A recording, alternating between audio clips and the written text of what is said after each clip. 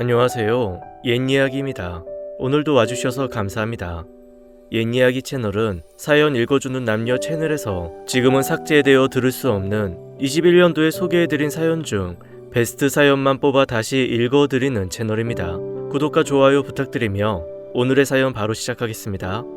안녕하세요. 말도 안 된다. 참 세상에 별일이 다 있구나 하며 들었던 방송에 제가 이렇게 사연을 보내게 될 줄은 몰랐네요. 너무 어이가 없고 기가 차서 말이 안 나오지만 어디 가서 말할 데도 없고 여기다 하소연을 해봅니다. 글재주가 없으니 양해 부탁드립니다.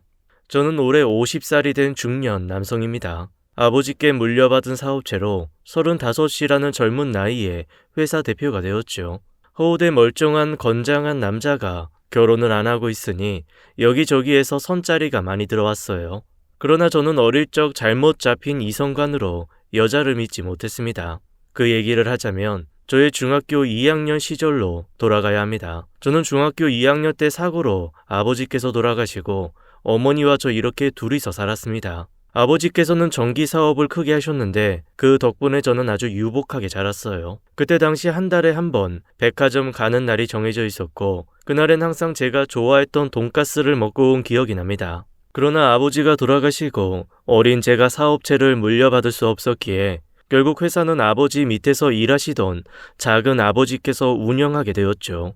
작은 아버지는 늘 지훈아, 이 회사는 네 것이다. 학교 졸업하면 경영 수업을 받아라 라고 하셨어요. 어린 나이에 저는 사업에는 관심이 없었고 작은 아버지께서 저와 저희 어머니를 챙겨주시는 것만으로도 감사했어요. 작은 아버지는 매달 저희 집에 생활비를 주셨고 덕분에 저희 모자는 경제적으로는 아버지의 부재를 못 느끼며 살았죠. 늘 그랬듯 마지막 주 토요일이 되면 어머니께서는 저에게 백화점 갔다가 돈가스를 먹으러 가자고 했어요. 아버지의 빈자리를 느낄새라 어머니께서는 더더욱 저를 챙기셨고 그 애쓰심을 잘 알기에 저도 늘 씩씩한 척 밝은 척 했고요. 그러던 어느 날 고등학교 2학년 여름방학을 며칠 앞둔 날로 기억해요. 제가 장염 증상이 있어서 학교를 조퇴하고 일찍 집으로 갔습니다. 배를 움켜잡고 집으로 들어가니 현관 입구에 여자 신발, 남자 신발이 나란히 놓여 있었어요. 아이, 집에 손님이 오셨나? 엄마! 엄마! 저는 어머니를 불렀지만 아무 대답이 없었고 이상한 느낌이 들어 어머니가 계신 안방으로 갔는데 못 볼 것을 보고야 말았습니다. 침대에 뒤엉켜 있는 남녀의 모습을요. 저는 그때 알았습니다. 사람이 충격을 받으면 비명도 안 나온다는 것을요. 순간 저는 오히려 그 두 사람이 저를 볼까 두려웠던 것 같아요. 뒷걸음질 치며 제 방으로 올라갔습니다. 심장이 미친 듯이 뛰었고 충격이 가시지 않았어요. 머리가 멈춘 듯 방금 제 본 상황이 이해가지 않았고 계속해서 뒤엉킨 남녀의 모습이 떠올랐어요. 너무 괴로웠고 저는 이불을 뒤집어 쓰고 울었습니다. 배신감이 밀려왔고 역겨웠고 더러웠고 아버지가 보고 싶었어요. 아버지 얼굴을 떠올리고 싶었는데 계속해서 방금 본 추악한 장면들만 되풀이 되었어요. 온갖 생각들이 저를 사로잡았습니다. 어떻게 저런 짓을 할 수 있을까부터 저 둘은 언제부터 저런 관계였을까? 아버지가 죽기를 기다린 건 아닐까? 생각은 꼬리에 꼬리를 물고 결국에는 내가 없어져야 되는구나 라는 생각까지 가더라고요. 태어나서 처음으로 죽고 싶다는 생각을 했습니다. 죽어서 아버지께 간다면 그렇게 하고 싶었어요.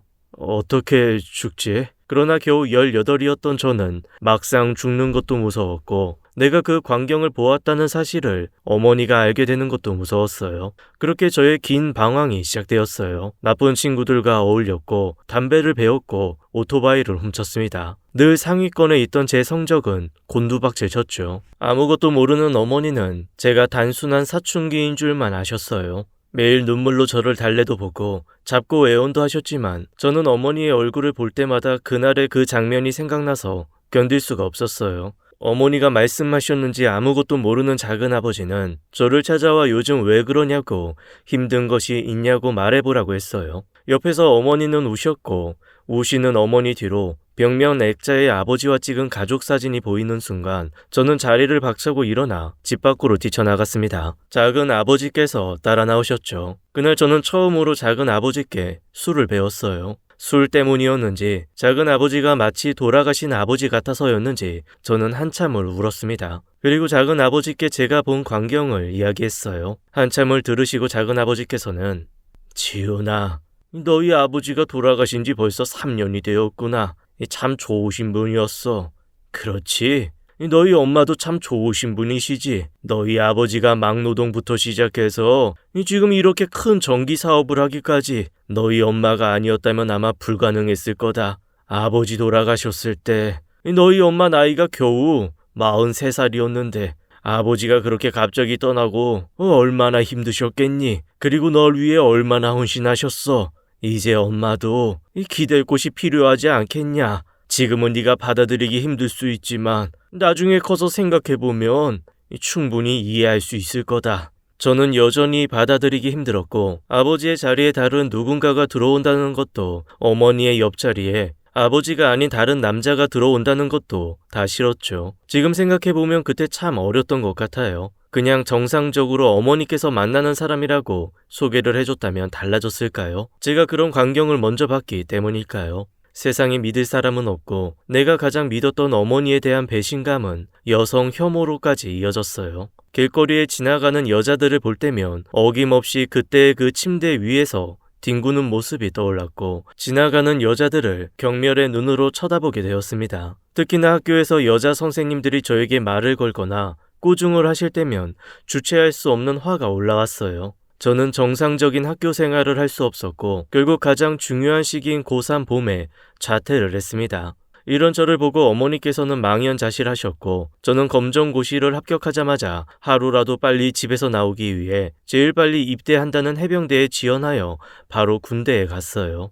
전역을 몇 달 앞두고 나간 휴가에서 어머니는 옆에 어떤 남자분과 함께 나오셨고 좋은 사람을 만났고 소개해주고 싶다고 하셨어요. 그렇게 두 분은 재혼을 하셨고 얼마 지나지 않아 그 아저씨가 중국으로 발령이 나는 바람에 한국을 떠나셨어요. 어머니에 대한 배신감은 여전히 남아있었지만 저는 두 분이서 행복했으면 좋겠다고 그렇게 마음을 정리했어요. 나는 혼자야 라고 생각하면서 말이죠. 전역을 하고 저는 바로 작은 아버지께 가서 일을 배웠고 자식이 없었던 작은 아버지는 어렸을 때 늘 하셨던 말씀처럼 지훈아, 이 회사는 너희 회사란다. 너희 아버지가 피땀 흘려 만드신 회사이니 네가 정말 잘 이끌어주길 바란다 라고 하셨죠. 저는 뒤늦게 대학교에 들어가서 경영학을 공부했고 회사에서 일하며 실전을 쌓았습니다. 그렇게 35살의 나이에 대표가 된 거죠. 저는 여전히 여자를 믿지 못하는 불완전한 심리 상태를 가지고 있었고 연애는 하지만 결혼은 하지 않는다는 확고한 신념으로 살았어요.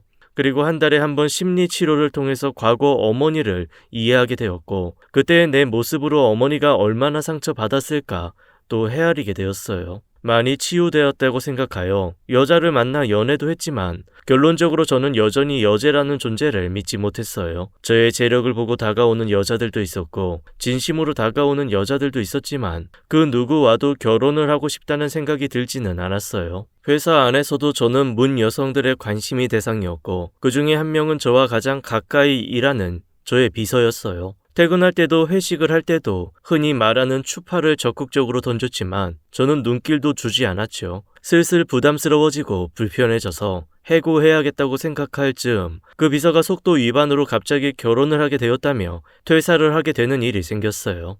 저는 그렇게 죽자고 따라다니더니 여자는 정말이지 못 믿을 족속이구만 이라고 생각했죠. 죄송하다며 대신 새로 올 비서는 본인이 확실하게 보증한다며 자신 있게 소개해준 사람이라 저는 믿고 채용했습니다. 이력서를 따로 보지 않았지만 나이는 29살이라고 했고 비서 경력이 많다고 하니 일 잘하겠지 했습니다. 처음 출근해서 제 방에 인사를 하러 왔을 때 제대로 얼굴을 보았습니다. 유진 씨처럼 갑자기 결혼한다고 일 그만두고 그러면 안 돼요. 대표님, 그런 걱정 안 하셔도 되세요. 하고 싱긋 웃는데 예쁘다라는 느낌보다는 참 곱다 이런 느낌이었습니다. 그때 당시 저희 회사는 외국계 계열 회사와 손잡고 큰 공사를 진행하고 있었고 새로운 호텔 사업을 시작하느라 외국 바이오들과의 미팅과 접대가 많던 때였어요. 바쁜 스케줄 때문에 저는 늘 잠잘 시간이 부족했죠. 제가 바쁘다는 것은 비서도 바쁘다는 건데 송희 씨는 그 많은 스케줄을 잘 처리해줬고 제가 놓치는 부분이 없도록 서브 역할을 톡톡히 해주었습니다. 아주 똑똑한 사람이었죠. 한 번은 일본 바이어들과 미팅을 하는데 통역사가 갑자기 못 오는 일이 생겼습니다. 저희 회사 측에서 나간 직원 중에 1호에 능통한 자가 없어 전전긍긍하고 있는데 바로 그때 송희 씨가 나서서 통역을 해주는 겁니다. 그때 그 모습이 얼마나 멋있던지 저는 태어나서 처음으로 여자한테 반하게 되었죠. 그날 미팅은 성공적으로 잘 끝났고 자리는 회식으로 이어졌습니다. 2차까지 계속된 회식 자리에서도 통역이 필요했기에 송희 씨는 제 옆자리를 지켰고 술에 취한 한 바이어가 한국의 예쁜 여비서에게 술 한잔 받아보고 싶다며 짓궂게 굴었는데 저는 저희 회사 대표님 소속이라서 업무 외에 일을 하면 회사에서 잘려요. 오늘은 통역하는 일만 맡았으니 다음 회식 자리에선 저도 한 잔 주세요. 라며 센스 있게 잘 넘어가더라고요. 그날 제가 술을 좀 많이 먹어서일까요? 그런 송희 씨 모습이 참 예뻐 보였어요. 자리를 마무리하고 보니 시간이 새벽 3시였습니다. 그날은 너무 늦어져서 운전기사도 일찍 보냈고 대리를 불렀는데 그날따라 대리기사가 배차가 안 되는 겁니다. 대표님, 그냥 제가 댁까지 운전해서 모셔다 드릴게요. 송희 씨 괜찮겠어요? 전 그날 술을 너무 많이 먹은 상태라 정말이지 집에 빨리 가서 뻗고 싶은 마음뿐이었어요. 그렇게 송희 씨가 운전을 해서 저희 집까지 갔습니다. 저는 차에서 잠이 들었고 집에 어떻게 올라갔는지 기억이 없어요. 눈을 떠보니 제 방 침대였고 그 옆에는 송희 씨가 누워 있었습니다. 둘 다 옷은 다 입고 있었는데 이게 무슨 일인가 아무리 생각해봐도 기억이 나지 않았고 직원한테 대단히 실수했다 싶어 머리가 아파왔어요. 그리고 다시 송희 씨를 봤는데 원래 이렇게 피부가 하였던가 싶을 정도로 백옥 같은 피부의 여자였습니다. 속눈썹도 길고 코도 이렇게 오똑했구나 하고 보고 있는데 몸을 뒤척거리기에 놀라서 저는 다시 눈을 감고 자는 척을 했어요. 일어나서 거실 쪽으로 나가서 인기척을 느끼고 눈을 살짝 떠보니 주방에서 뭔가를 하더라고요. 10분, 20분이 지났을까요? 현관문을 열고 나가는 소리가 났습니다. 저는 침대에서 벌떡 일어나 그제야 놀란 가슴을 진정시켰어요. 주방으로 나가보니 즉석 북엇국과 그리고 햇반이 차려져 있었습니다. 저희 집에 있는 것이 인스턴트 식품뿐이었거든요. 메모지가 보였어요. 송희 씨가 회사에서도 늘 쓰는 포스트잇이었죠. 대표님, 해장 잘하시고 주말 잘 보내십시오. 그렇게 주말이 지나고 월요일이 되었고 제 방으로 들어온 송희 씨가 늘 그랬던 것처럼 오늘의 스케줄을 알려주었고 결제할 것들을 전해주었죠. 아무 일도 없다는 듯 송희 씨는 평소와 같았어요. 평소와 다른 건 저였죠. 그날 저녁 퇴근을 하며 송희 씨 수고했어요. 정리하고 들어가요. 네, 대표님, 내일 뵙겠습니다. 너무나 평소와 같은 모습에 저는 불안한 마음이 들었어요. 뭔가 제가 안달난 사람 같았죠. 그리고 저번에 제가 뭐 실수한 거 없죠? 아, 대표님, 기억 안 나시는구나. 궁금하시면 저랑 술 한잔 하실래요?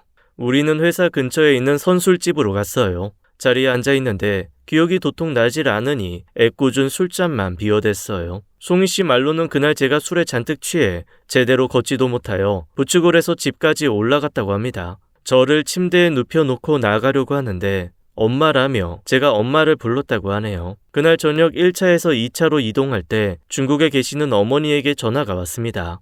지은아, 네가 장염에 걸려 집에 일찍 온 그날 엄마와 아저씨가 같이 있는 모습을 네가 봤다는 걸 알고 있었어. 엄마는 너무 부끄럽고 네가 상처받았을까봐 무서웠어. 용기가 없어서 너에게 말도 못했다. 너에게 몇 번이고 얘기하고 싶었지만 계속해서 멀어져만 가는 너를 보며 엄마는 너무 힘들었단다. 나 때문에 네가 여성 혐오까지 생기고 지금까지 혼자인 게 엄마는 너무 괴롭구나. 그런 내 모습을 아저씨가 보면서 이제는 용기 내어 얘기하라고 해서 늦게나마 이렇게 전한다. 미안하구나. 지훈아, 엄마를 용서해다오.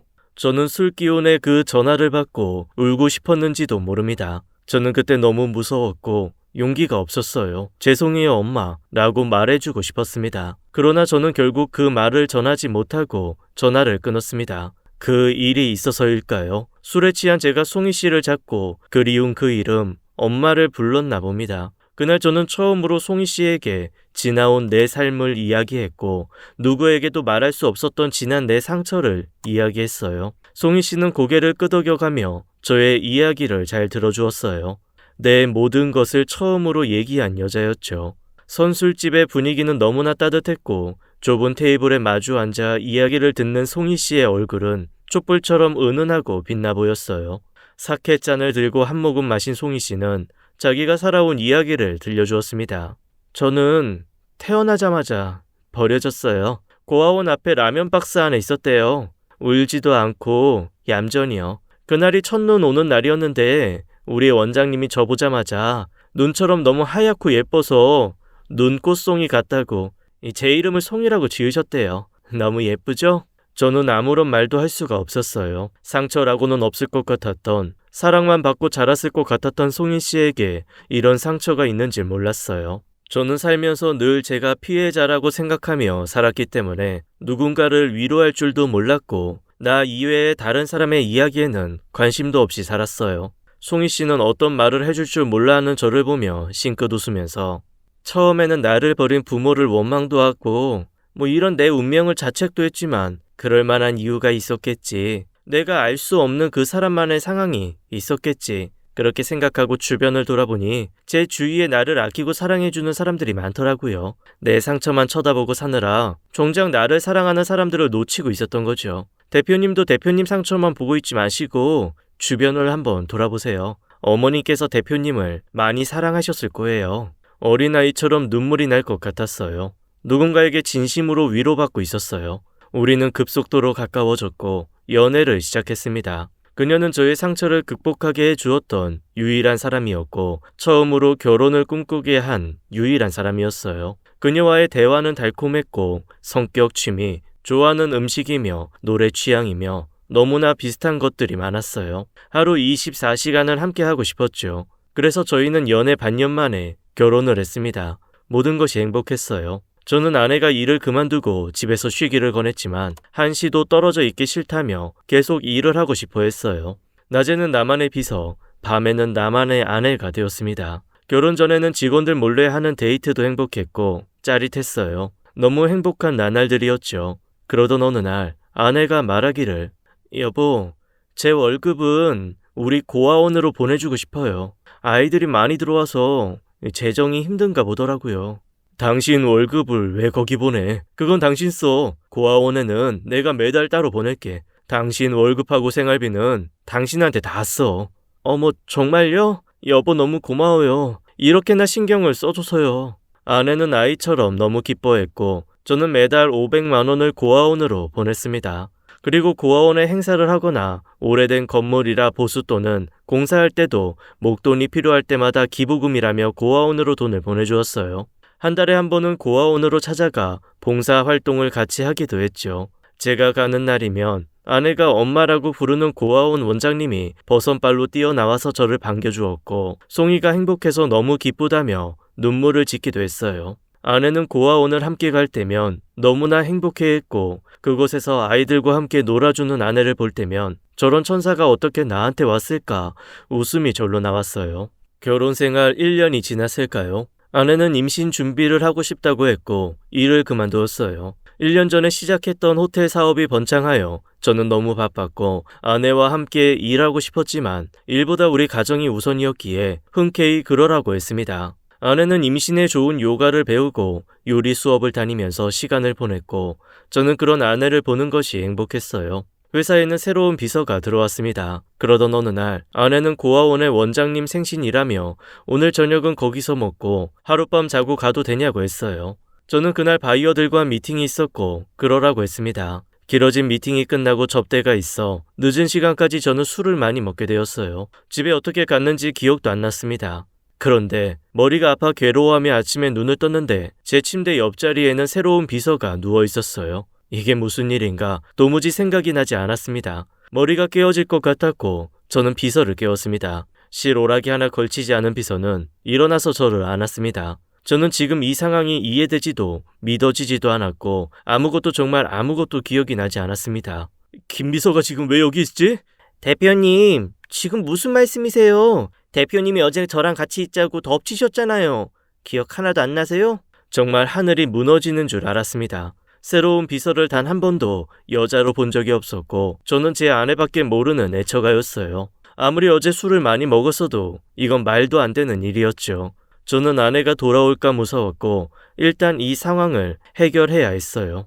김 비서, 지금 내가 기억이 하나도 나질 않고 곧 아내가 올 거야. 일단은 우리 내일 회사에서 얘기하자. 비서는 저를 믿었다면서 어떻게 이럴 수 있냐면서 제 앞에서 대성통곡을 하며 울었습니다. 정말 돌아버릴 지경이었어요. 일단은 달래어서 비서를 보냈습니다. 집에 혼자 앉아서 아무리 생각해봐도 아무것도 기억나지 않았습니다. 마치 아내가 저희 집에 처음 왔던 그날처럼요. 다음날 저는 비서를 불러서 어제의 상황을 물었습니다. 제가 술에 취해서 같이 있자고 했고 관계를 맺었다고 했어요. 하늘이 무너지는 순간이었어요.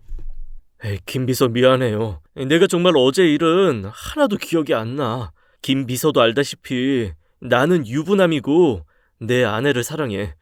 내가 어떻게 보상하면 될까? 비서는 엉엉 울었습니다. 저는 어떻게 해야 할지 몰라 안절부절했고 기억이 나지 않는 나를 원망했어요.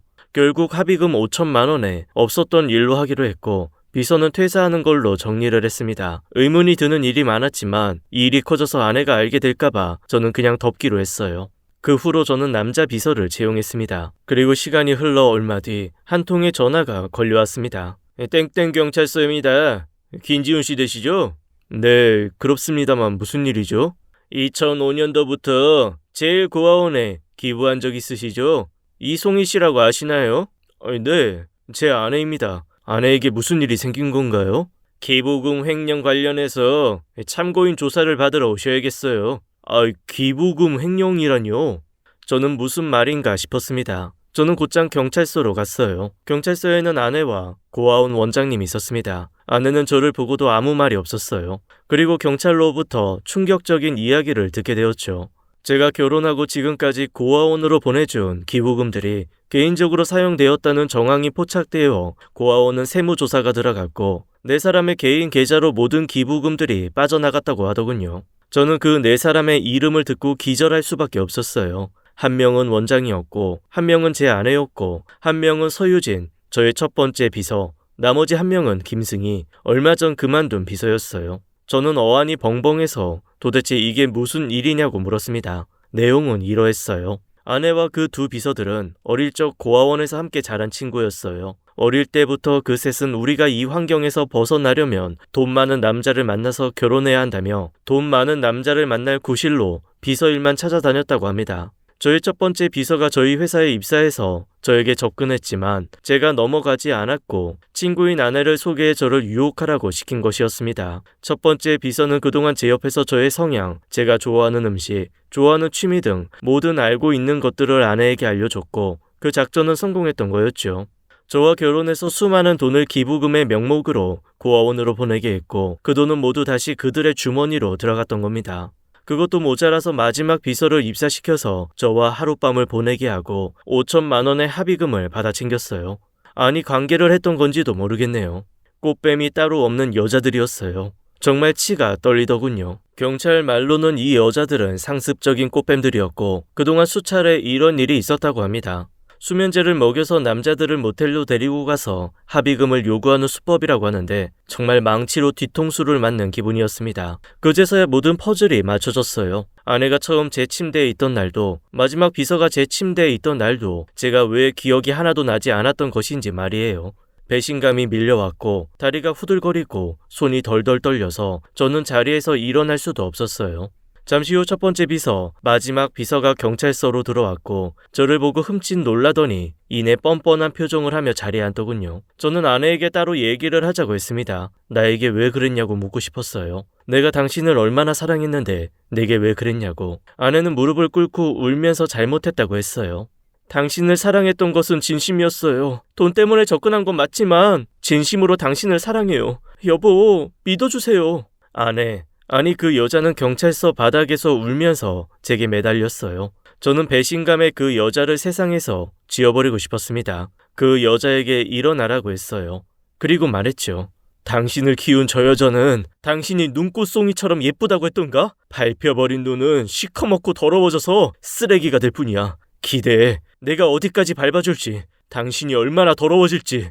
용서해달라는 그 여자를 뒤로 한 채 저는 경찰서를 나왔어요. 그 4여자는 사기 결혼, 꽃뱀 사기, 기부금 횡령 등으로 징역을 선고받았습니다. 그게 벌써 10년 전의 일이네요. 저는 아직 혼자입니다. 밖에는 첫눈이 내리고 있군요. 저는 눈을 싫어합니다. 그리고 저는 여자를 싫어합니다. 긴 글 들어주셔서 감사합니다. 행복하시길. 지금까지 옛 이야기였습니다. 끝까지 함께 해주신 여러분 감사드리며 저희는 다음 사연으로 돌아올게요. 감사합니다.